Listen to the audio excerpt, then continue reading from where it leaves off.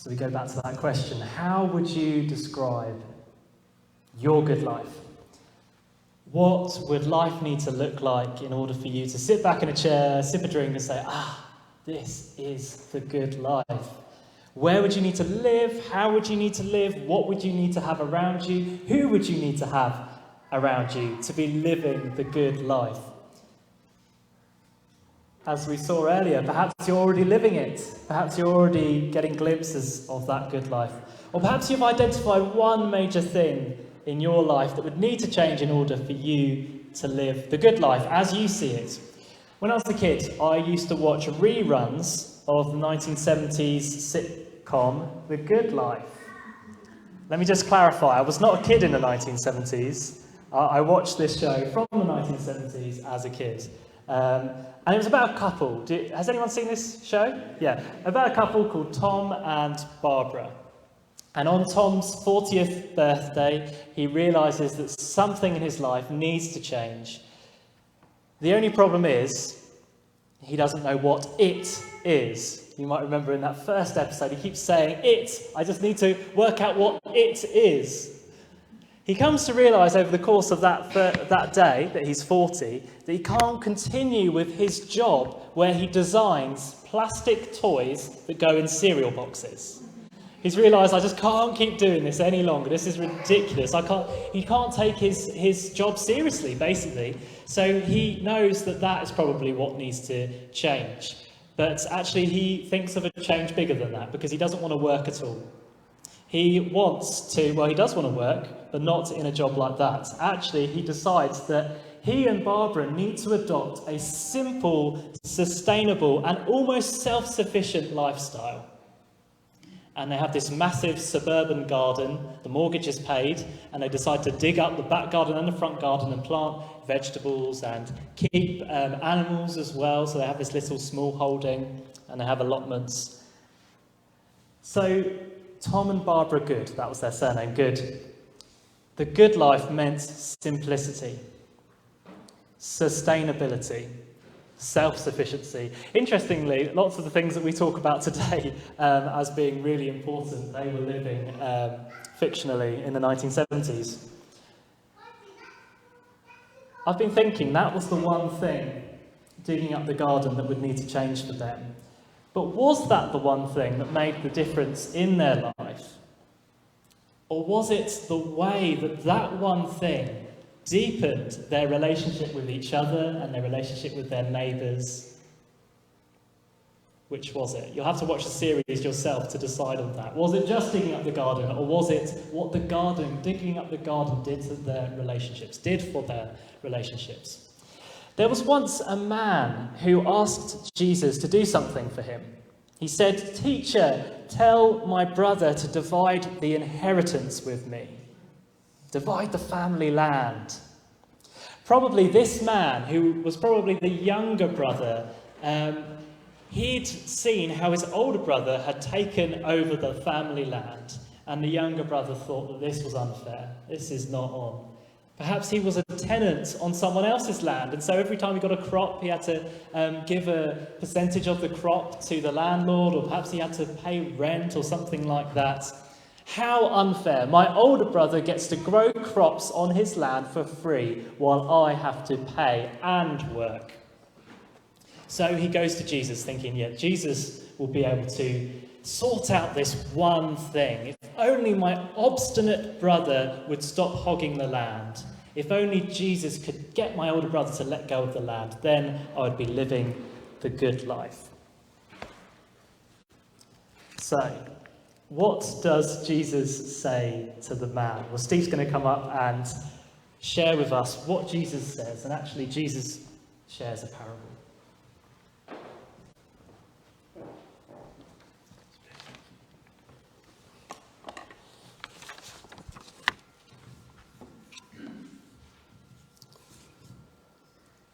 Someone in the crowd said to him, "Teacher, tell my brother to divide the inheritance with me." Jesus replied, "Man, who appointed me a judge or an arbiter between you?" Then he said to them, "Watch out! Be on your guard against all kinds of greed, Life does not consist in an abundance of possessions. And he told them this parable. The ground of a certain rich man yielded an abundant harvest. He thought to himself, what shall I do? I have no place to store my crops. Then he said, this is what I'll do. I'll tear down my barns and build bigger ones. And there I will store my surplus grain. And I'll say to myself, you have plenty of grain laid up for many years. Take life easy, eat, drink, and be merry. But God said to him, you fool, this very night your life will be demanded from you. Then who will get what you prepared for yourself? This is how it will be with whoever stores up things for themselves, but is not rich towards God.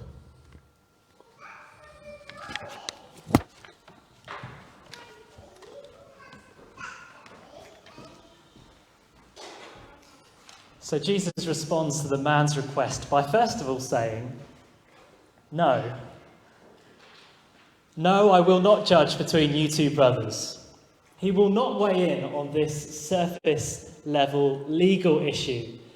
Instead, he will speak into some of the moral and spiritual issues underlying the man's request. And he'll do that with the parable that we just heard. Jesus' parable begins with this man whose ground yields an abundant harvest. It's as if Jesus is saying, say you get your share of the land, then will you be satisfied? Or would you only be satisfied once that share of the land is fruitful and bears a big crop? And when you do get that big crop, will that satisfy? Well, for the man in the parable, the big crop does not satisfy initially. Instead, he sees it as a reason to fret. The man says, what shall I do? I have no place to store my crops. His reaction, it isn't to give thanks to God or to share the crops with others. Ironically, his first thought is that there is nowhere to store that big crop. The big crop is a problem that needs solving. I wonder, perhaps Jesus is putting out there this idea that getting the one thing can, without a grateful and generous attitude, be a source of great worry, fretting, a problem that needs solving.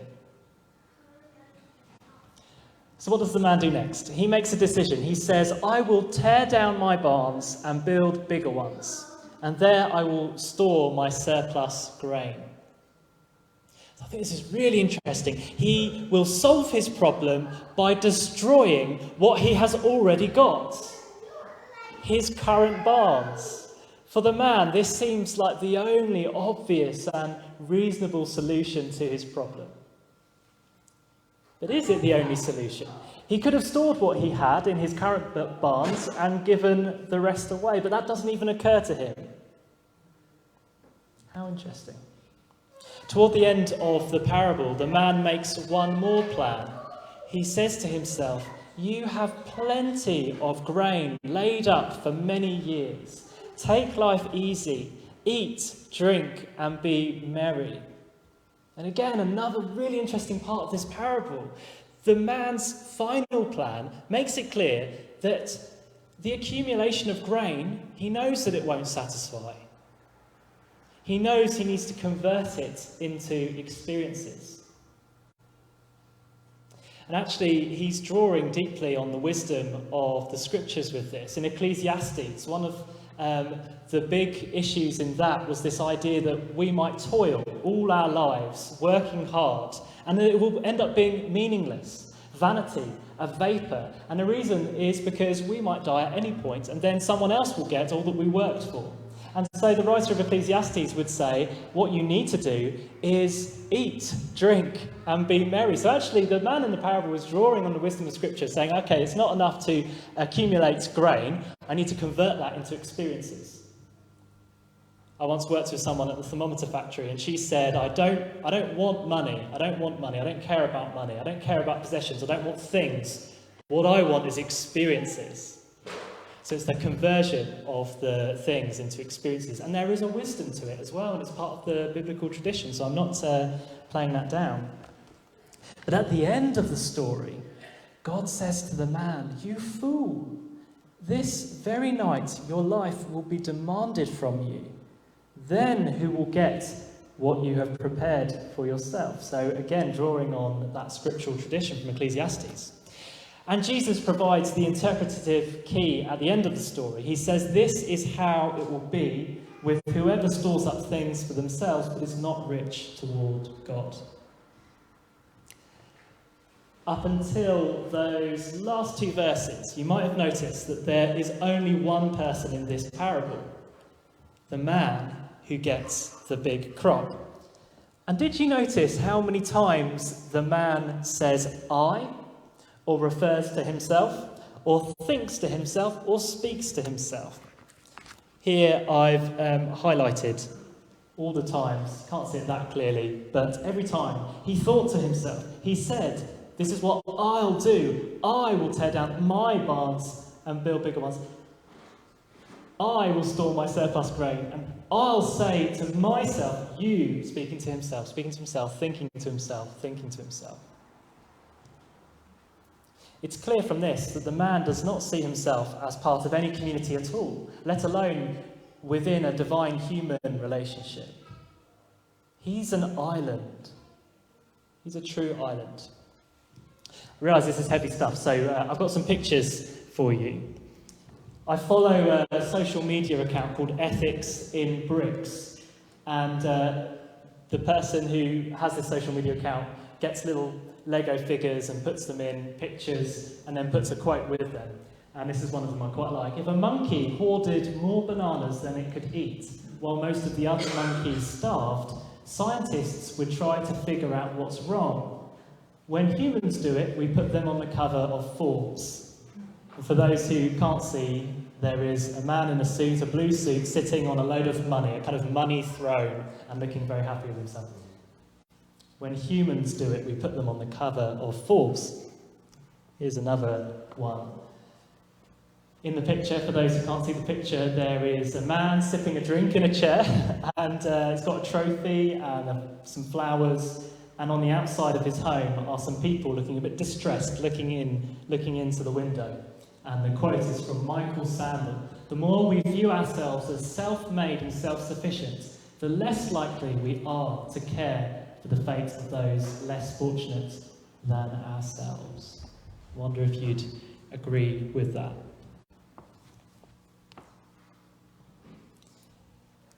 I wonder what impact this parable would have had for that particular man that was saying, "Teacher, tell my brother to divide the inheritance with me." Would he have still believed that there was just one thing that needed to change about his life for him to enjoy the good life? Or would this story have helped him rethink what the good life is all about?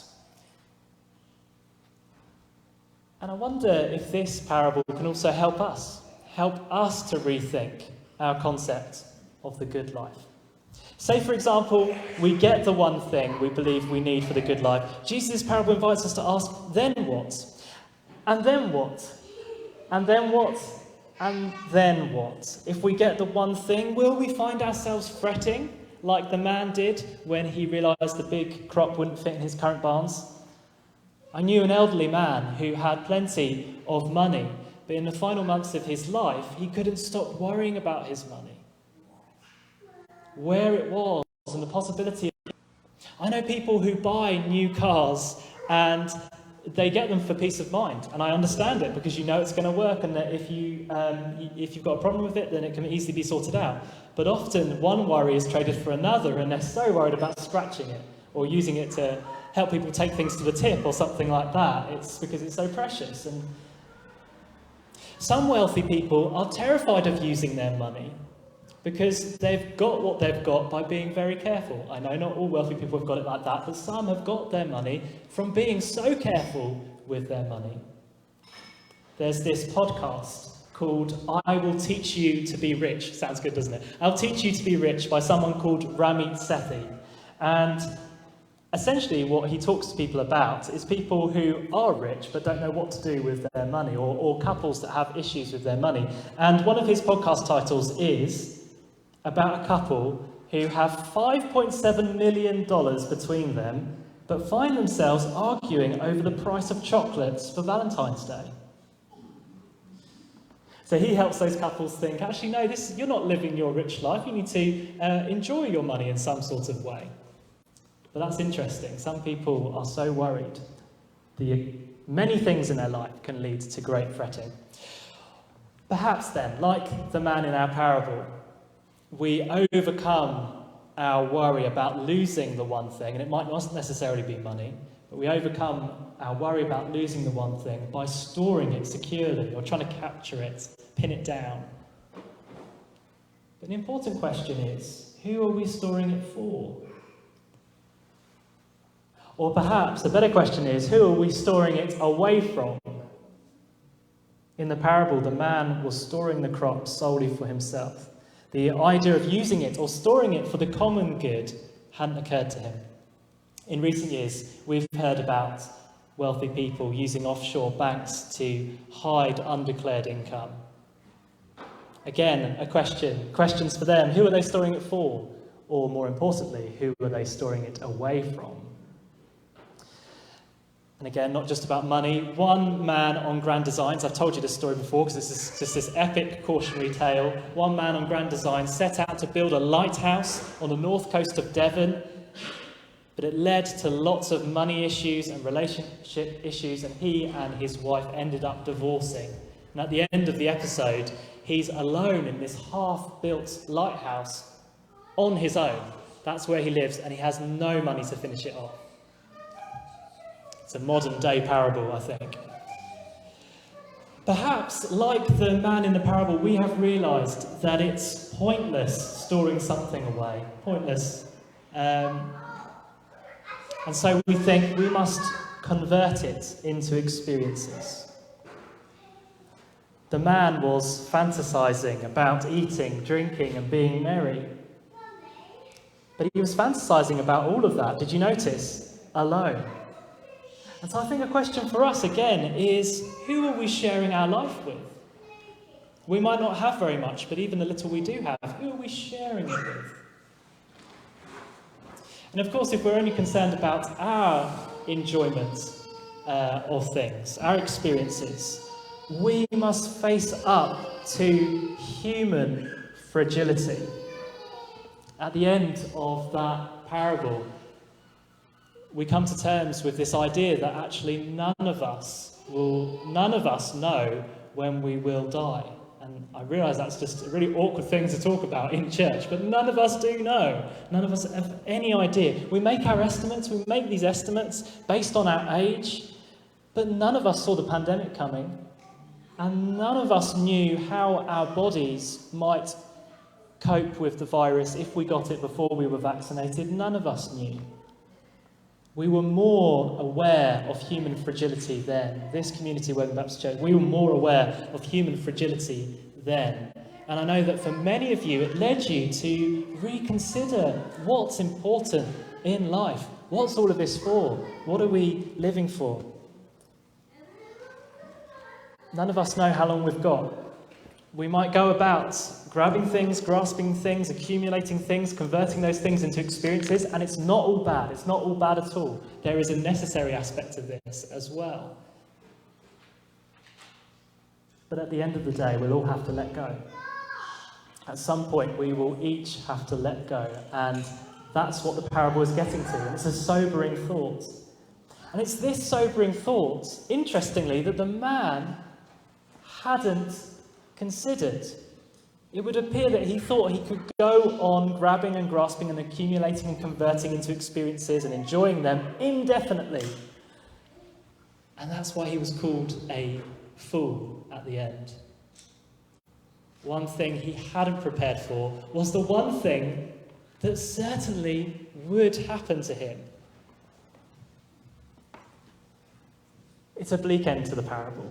But I wonder if this bleak end is also where we ironically find the good news here in this text. Because death is a compulsory letting go, where we can do nothing but fall back on the mercy and love of God. A compulsory letting go. But many Christian mystics and spiritual teachers have pointed to the same thing, again and again and again, that there is a voluntary letting go before the compulsory letting go.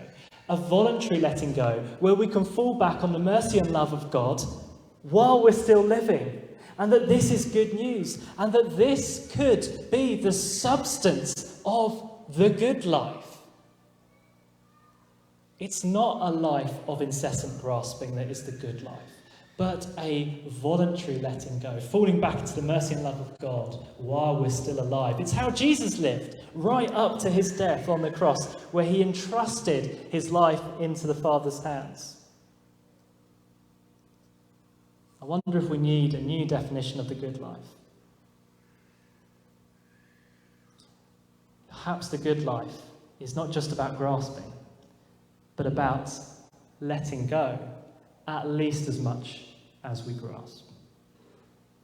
We see this clearly in a story in the Bible, right at the beginning, Genesis, towards the end of the book of Genesis, but it's also, interestingly, about a man who stores grain in barns. A young man in the book of Genesis called Joseph was sold into slavery by his brothers. They hated him, they hated his guts.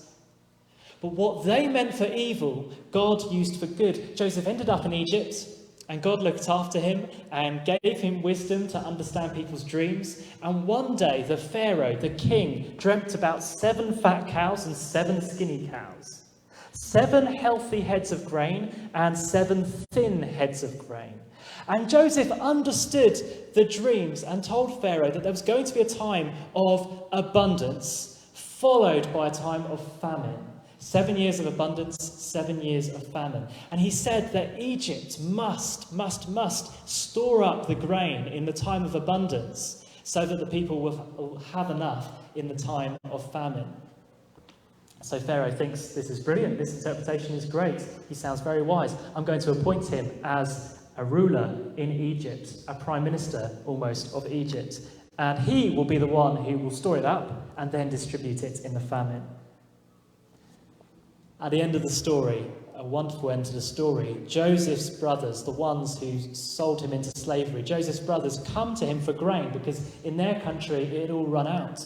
They come to him for grain, but they don't recognise him because he's speaking the Egyptian language and he looks different, etc. Now, at the end of the story, Joseph reveals who he is to his brothers. He doesn't just feed them, he forgives them. And then he gives them a home in the land of Egypt where he lives. Perhaps for a moment we can think about the difference between Joseph and the man in Jesus' parable. How different they are, even though both store grain in barns. Firstly, Joseph doesn't store grain indefinitely. He doesn't grasp indefinitely. He grasps in order to give away. He grasps and lets go in equal measure. Secondly, Joseph is aware of human fragility. He knows that Egypt and the surrounding countries could be ruined by the famine. They could die. He could die. That is a sobering thought, and Joseph is aware of it. And finally, Joseph isn't thinking just of himself. Throughout the story, he gives credit to God and uses his God-given wisdom for the common good. He feeds people during the famine, forgives his brothers, and reconciles with them. Joseph knew that one must let go for the good life. For the good life, we need to let go. That means letting go of resources for the common good, but also letting go of the pain his brothers caused him. Unforgiveness is another kind of grasping, but forgiveness is a way of letting go. And again, we see that at the cross. I mentioned that earlier in the service. Forgiveness, a forgiving God, and it's expressed most clearly at the cross. I know we're hopping from New Testament to Old Testament to New Testament, but I know you can handle it. In Luke's Gospel, Jesus says 3 things from the cross, and I can't stop going back to them. I'm quoting them all the time in my sermons. Firstly, he says, "Father, forgive them, for they do not know what they are doing." So he's talking about those who are crucifying him. He says, "Father, forgive them, for they do not know what they are doing." Jesus is not holding his crucifixion against the people. He's letting go. He's ready to forgive and asks God to forgive. The cross, it's all about forgiveness. God is not holding on to what we've done wrong. God is letting go. God is letting us go to live freely. Secondly, the second thing Jesus says, there's a criminal being crucified alongside Jesus. And that criminal says, "Jesus, remember me when you come into your kingdom." And Jesus says, "Truly I tell you, today you will be with me in paradise." Again, letting go. Jesus lets go of any reason why the criminal would be unfit for entering paradise with him that day. Again, it's about forgiveness. And then the third thing, and final thing that Jesus said was, "Father, into your hands I commit my spirit." And so he's literally letting go of his spirit, trusting in God to raise him from the dead. Here, Jesus shows us that letting go is the pattern of life right to the end. We let go at death. Even at death, we let go, trusting in God to raise us for eternal life. The ultimate good life, we might call it. Jesus shows us the way. We must let go for the good life. So we're getting close to the end now. With Joseph and Jesus in mind, how can we let go for the good life? How can we let go early? Let go before we have to. 3 very quick ideas. Firstly, generosity. We cannot grasp indefinitely like the man in the parable. We must, like Joseph, grasp in order to give away. In order to do that, we need to actually have people around us. That's what the man in the parable didn't have. He didn't have anyone around him. He didn't have anyone to be generous to, at least none that were mentioned. We need people around us so that we can be generous. My life cannot revolve around me. And actually, my life cannot revolve around me and mine. Me and my family, me and my close friends. Jesus said, "Love your enemy." It's always got to go further. Secondly, forgiveness. Receive God's forgiveness. Have you received God's forgiveness? Acknowledge that Jesus' crucifixion and his attitude to those who crucified him is an assurance that you are forgiven. God is holding nothing against you. God has let it go. It means you are free from accusation, free to live in communion, in loving communion with God and with others. And if God has forgiven you, will you forgive those who have wronged you? Just like Joseph forgave his brothers. And finally, last thought, fragility. Life is fragile. We cannot control everything. The invitation this morning is to let go of that desire to control everything. Die to that. Receive each new day as a gift from God. Each moment with a loved one, receive it as a gift from God. Your capacity to walk and talk and work and remember and enjoy. None of these things are for sure and forever. It's a gift from God, a fragile gift, and that's all part of the beauty of it. Let go for the good life. Let go for the good life. Let go for the good life. And as I close, hear this. We can glimpse the good life in the midst of fragility. We glimpse it in every experience of love. We glimpse it here with each other. Here we are, learning to live in love together. But God has more. God always has more. God is going to surprise us. God is so much more because Jesus was raised to life. And our opening verses this morning from Colossians spoke about how your life, my life, is now hidden with Christ in God. And that when Christ, who is your life, appears, then you also will appear with him in glory. And what that means is that the good life is held safe and secure with Christ in God. There's nothing you can do to damage it. Nothing you can do. It's safe. And one day death will be swallowed up. will be swallowed up and we will be clothed with Christ's resurrection life to enjoy eternity with one another and with God. And all will be shaken. All will be shaken but love. And in the kingdom of love, we will make our home and enjoy the good life. Amen. We're going to sing again, Be Thou My Vision.